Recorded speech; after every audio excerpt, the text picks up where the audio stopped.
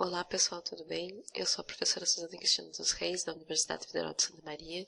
Estou aqui para falar um pouco sobre o artigo A Produção de Jogos Sérios Interdisciplinares na Universidade, Novos Desafios e Possibilidades para o Ensino da Linguagem. Esse artigo, então, foi escrito por mim, em coautoria com o professor Adilson Fernandes Gomes, meu aluno de mestrado, do Programa de Pós-Graduação em Tecnologias Educacionais em Redes. Desde 2012, eu tenho desenvolvido pesquisa sobre a temática de games e já trabalho com a área de Computer Assisted Language Learning desde meados de 1998. O Adilson vem desenvolvendo pesquisa desde os estudos de especialização dele e, mais especificamente agora no mestrado, desenvolvendo pesquisa sobre games e gamification no ensino de línguas. Neste artigo, nós buscamos discutir e estabelecer associações entre teoria e prática ao descrever um projeto que buscou desenvolver o design de um jogo educacional envolvendo alunos de graduação de diferentes áreas disciplinares, como arte, ciência da computação e letras, né? Além disso, nós buscamos discutir os benefícios dessa associação, principalmente na formação acadêmica dos alunos de letras, né?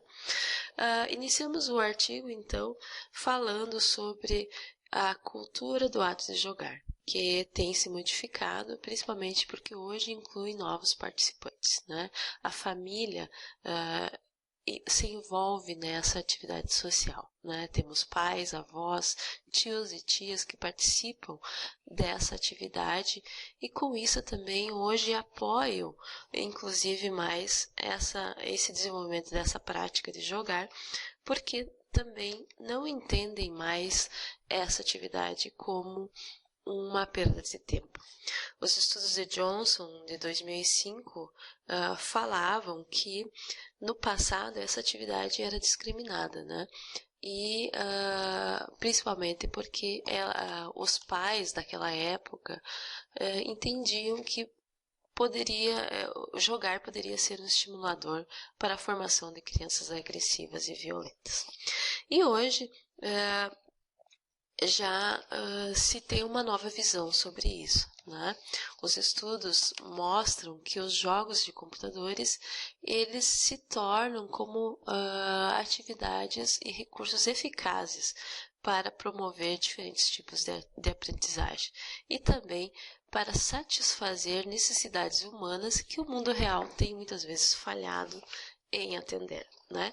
Com isso, nós temos um apoio que vem também da família para poder integrar essas tecnologias, esses recursos agora na sala de aula, né?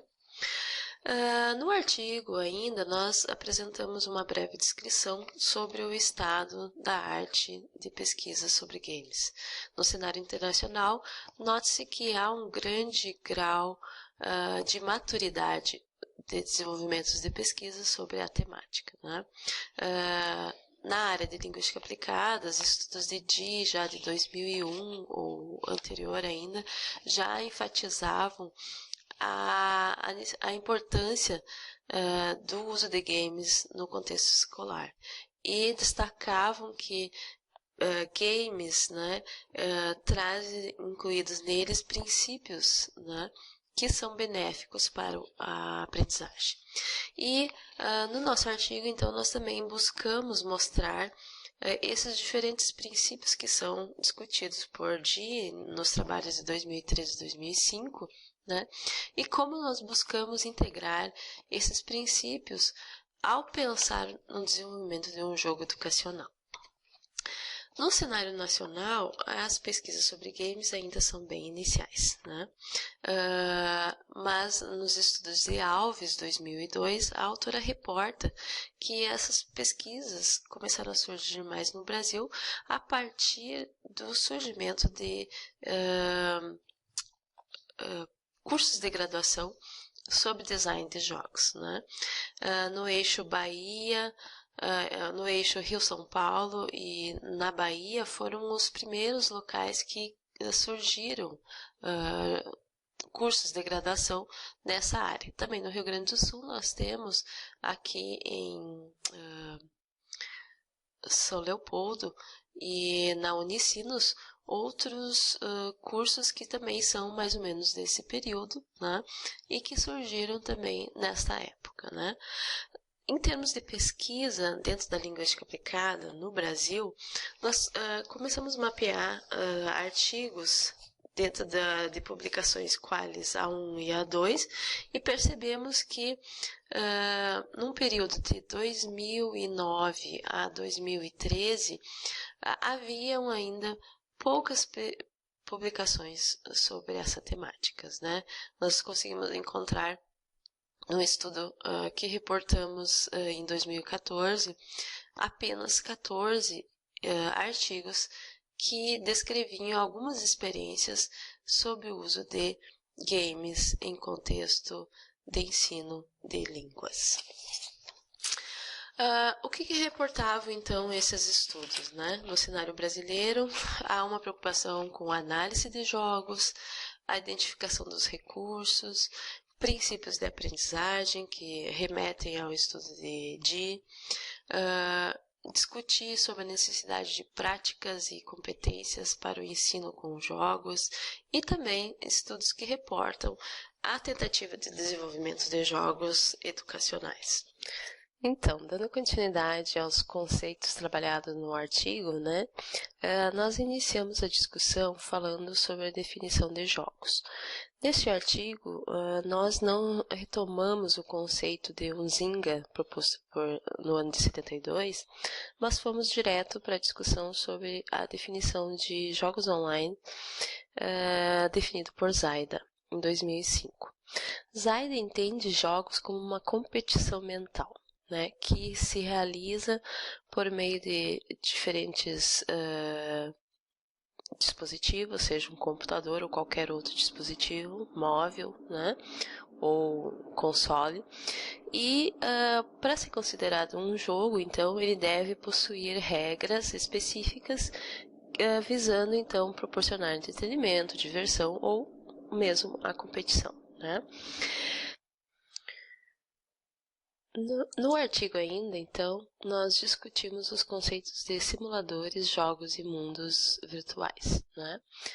Simuladores, nós entendemos que são jogos, né, que pretendem treinar seu usuário a fim de que esse possa utilizar as competências que desenvolveu não somente no mundo virtual, mas também no mundo real, né?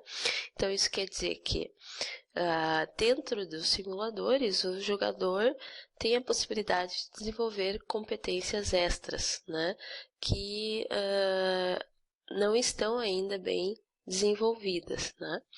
Já nos mundos virtuais, são contextos tridimensionais em que o usuário, então, percorre sem ter um objetivo específico, né? Exemplos de mundos virtuais são o Second Life e também o OpenSim. Existem ainda outros, né, mundos virtuais, mas nesses contextos, principalmente, são realizadas diferentes atividades sem necessariamente existir uma regra ou uma competição a ser desenvolvida ou alcançada, né? No Second Life, principalmente no contexto das universidades americanas, se utilizavam muito para ministrar aulas, ou ainda para atividades comerciais e outras atividades que visavam a interação social, né?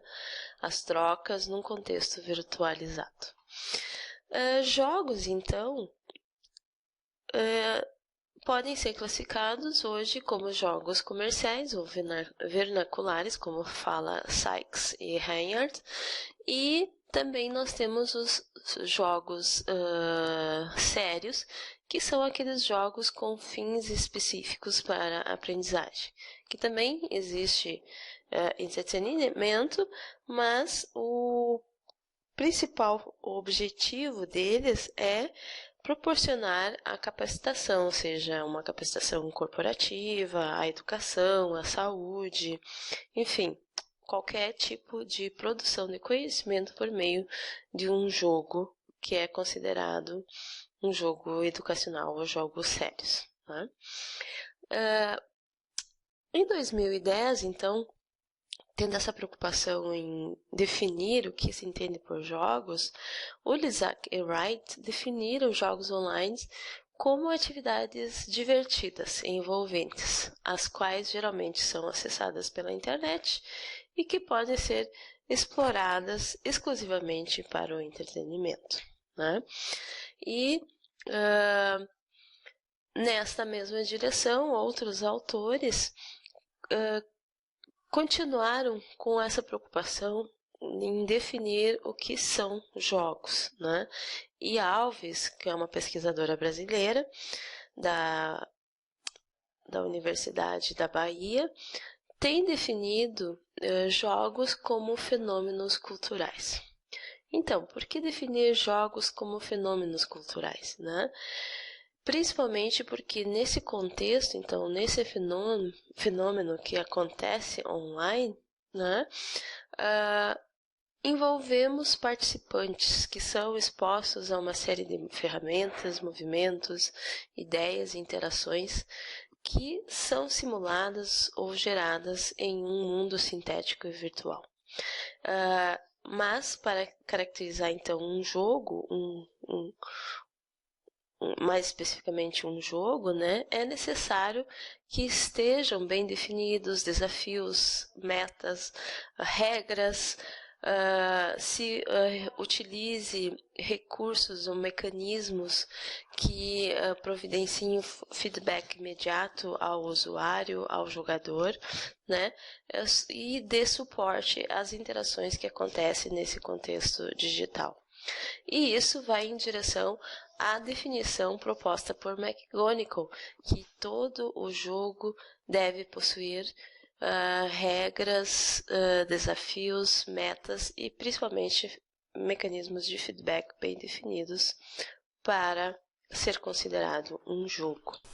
Nós discutimos também as diferentes abordagens que tem sido proposta para a integração do uso de jogos em contexto de ensino. Né? No artigo a gente discute principalmente o trabalho de Van Eck, de 2006, em que o autor mostra 3 possibilidades. Né? Uma possibilidade muito comum na área da ciência da computação é essa de elaborar jogos. Os próprios alunos envolvidos, alunos da área da ciência da computação, são envolvidos para desenvolvimento de jogos. Né? Então, o que é específico dessa área é porque eles precisam desenvolver esse conhecimento enquanto programadores e desenvolvedores de softwares.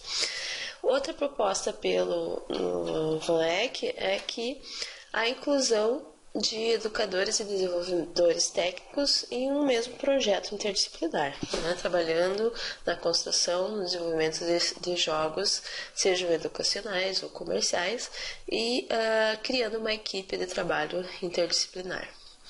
E a própria inserção de jogos comerciais em sala de aula, levando então a estudar o contexto do jogo, possibilitar a prática do jogo em sala de aula. Né? Infelizmente, Van Eck não discute como se faz especificamente essa análise e prática do uso de jogos comerciais em sala de aula. Ele não oferece muitos detalhes sobre isso, mas ele discute que é importante pensarmos por que devemos usar jogos comercial em sala de aula e como usar jogos comerciais. Essa é uma dica que ele deixa lá no artigo já para futuros pesquisadores começarem a pensar sobre isso, principalmente quanto à inserção de jogos no contexto de sala de aula. Bom, pessoal, para finalizar então no artigo, né, nós discutimos aspectos teóricos e práticos relacionados à experiência de desenvolvimento de jogos educacionais críticos, né, principalmente a experiência vivenciada dentro do meu grupo de pesquisa. E como vocês puderam ler, né, ao desenvolver um jogo educacional, nós tentamos relacionar a teoria, principalmente os princípios de Dee, para tentar enxergar como é possível aplicar esses princípios no desenvolvimento de um jogo educacional, né? Além disso, então, há uma grande preocupação nossa como grupo de pesquisa em descobrir, então, como que se faz essa inserção de jogos no ensino de línguas estrangeiras, né? Uma das alternativas, então, que foi testada é esse desenvolvimento na forma de projetos interdisciplinares. Em um primeiro momento, né, é um projeto de extensão que não está diretamente ligada a uma disciplina do currículo do curso de letras, né, mas o engajamento dos alunos de letras nesse contexto favorece, então, que eles desenvolvam novas competências, multiletramentos ao se inserir num projeto como este, né? Então, no contexto acadêmico, eu acredito que é de suma importância favorecer esse tipo de projeto de extensão que permita, então, aos alunos da graduação o envolvimento no planejamento de narrativas para jogos educacionais, no desenvolver do pensar sobre como que vou elaborar desafios que vão tanto explorar aspectos linguísticos, né, do uso da língua, mas ao mesmo tempo pensar num planejamento, num gameplay que faça com que os alunos interajam e ao mesmo tempo pratiquem o uso da linguagem, né? Além disso, a nossa preocupação de desenvolvimento de jogos educacionais, também temos a preocupação em levar jogos para a sala de aula, né? E em um artigo mais recente, agora 2017, eu discuto um pouco sobre isso. Mas neste momento, né, não abordei nada neste artigo que vocês leram, né? Também hoje é possível perceber que propor aulas gamificadas pode ser uma outra abordagem, né, que favorece principalmente a nossa área de linguística aplicada, na nossa área de letras, porque nós podemos gamificar toda a nossa sala de aula, todas nossas ações de ensino e com isso, né, trazer benefícios para o processo de ensino-aprendizagem. Então, em linhas gerais, é isso que foi abordado no artigo, né?